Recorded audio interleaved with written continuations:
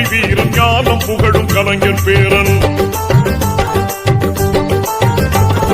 கருப்பு சிவப்பு படையின் வீரன் களத்தில் வெல்லும் துணிச்சல்காரன் காலம் கொடுத்த கடமை வீரன் ஞானம் புகழும் கலைஞர் பேரன். திருப்புவளையின் வழியில் வந்த தமிழ் குருதி இளம் திராவிடருக்கு தலைமை தாங்கும் உதயநிதி.